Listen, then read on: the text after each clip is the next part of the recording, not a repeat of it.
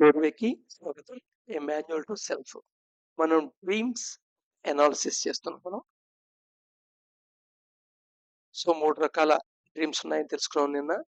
ప్రబల సంస్కార intensive activity ఫలితంగా వచ్చేవి, లేదా ధాతువులు సప్త ధాతువుల్లో ఉండే 3 దోషాల ద్వారా వాటి ఫలితంగా వచ్చేవి.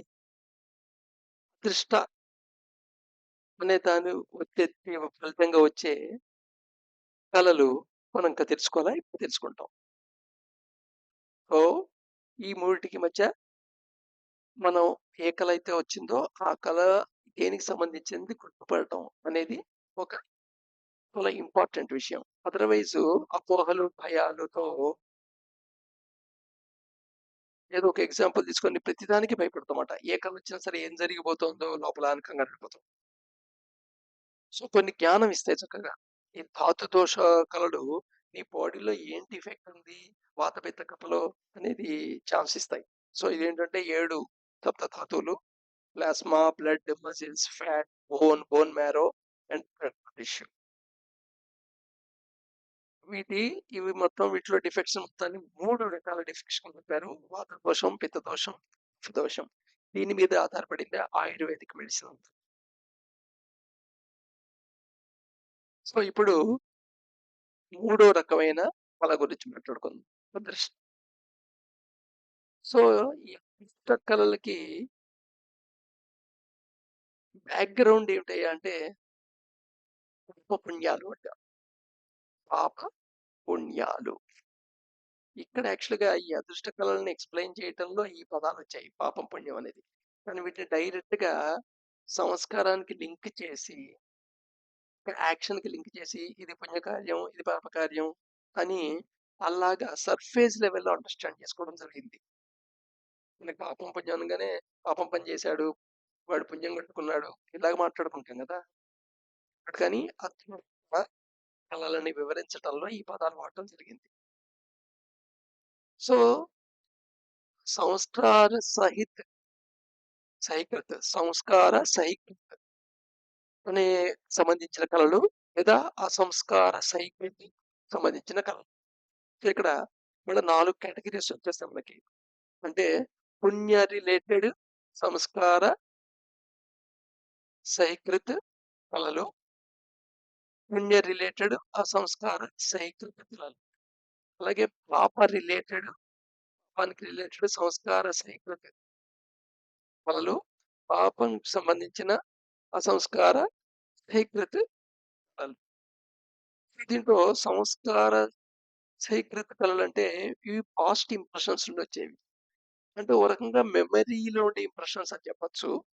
బట్ ఇక్కడ పాస్ట్ అనేది ఈ జీవితానికి కన్ఫైన్డ్ అయింది కాదు.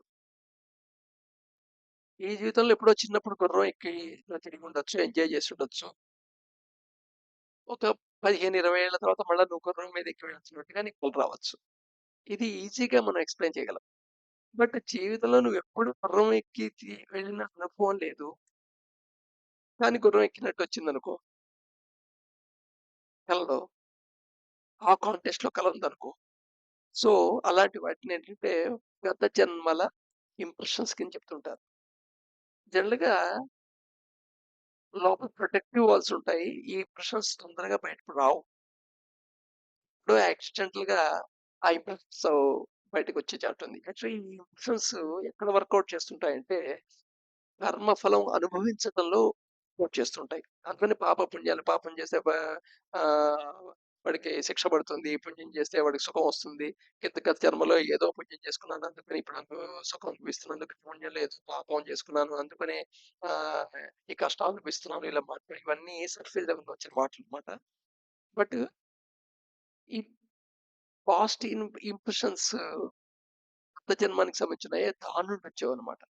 అంటే నువ్వు ఈ జన్మలో మటుకు నువ్వు ఆ ఇంప్రెషన్ ఎప్పుడూ అవ్వలా. ఆ యాక్టివిటీలో ఇన్వాల్వ్ కాల. ఆ సంస్కారంలో, ఆ యాక్టివిటీలో స్టిల్ అదొచ్చిందనుకో. ఇది ఎందుకొస్తాయంటంటే ఓ రకంగా యాక్చువల్‌గా అవేకెన్ స్టేట్‌లో కర్మఫలం అనుభవించడానికొచ్చేవి. ఫలితం అనుభవించడానికొచ్చేవి. బట్ కానీ యాక్సిడెంటల్‌గా ఎప్పుడో అప్పుడప్పుడు చాలా రేర్. ఆ టైంలో నీకు పాస్ట్ జన్మకి సంబంధించిన ఇంప్రెషన్ ఫలకృతి అయిపోతుంది. ఫలితం వస్తుందన్నమాట. అంటే ఫిజికల్ లెవెల్‌లో కాకపోయినా అది సూక్ష్మ శరీరం లెవెల్‌లో, కారణ శరీరం లెవెల్‌లో అది ఆల్రెడీ ఫలించబడుతుంది. ఆ ఫలించబడినదే నీకు జరగబోయే ఫ్యూచర్ కల కింద వస్తుందన్నమాట. అంటే ఇది ఎంత రేరెస్ట్ ఆఫ్ ద రేర్ కింద అర్థం చేసుకోండి దీన్ని. అందుకని అది జరిగిపోయిన తర్వాత అయ్యో! నాకు కలొచ్చింది. ఫ్యూచర్ తెలిసింది.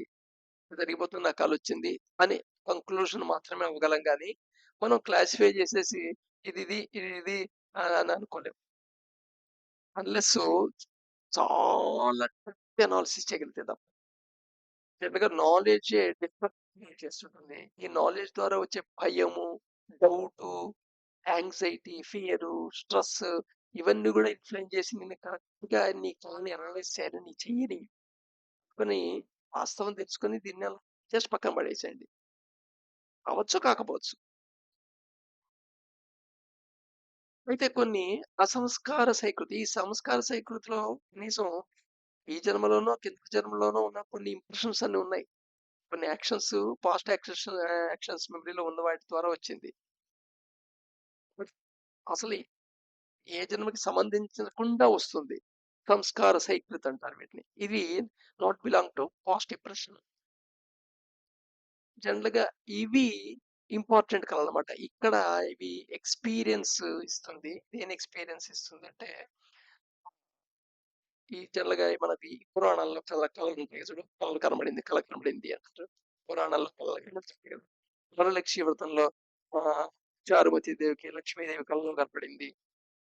వరలక్ష్మి వ్రతం చేయమని చెప్పింది.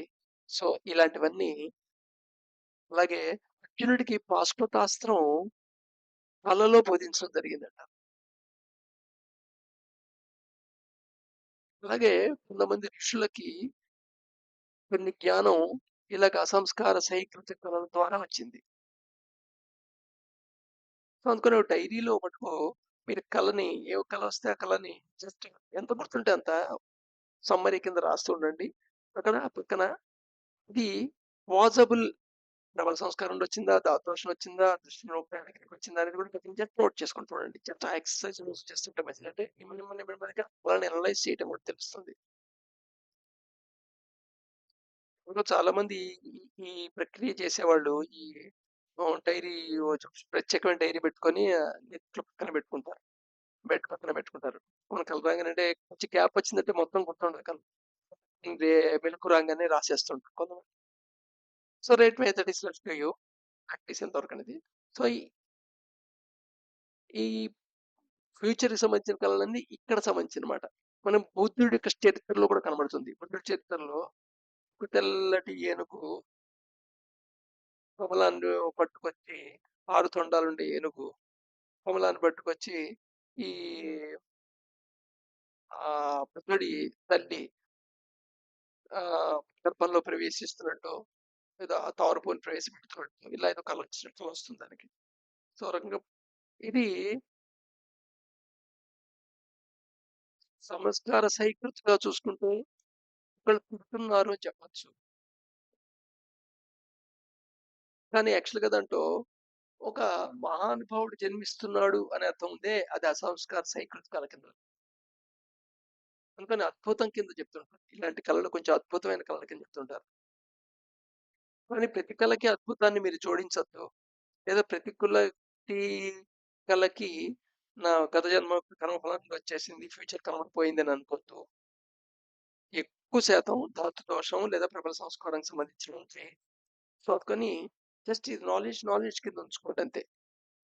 నాలెడ్జి మన్ని వివర్తనానికి గురి చేయకూడదు. Thank you.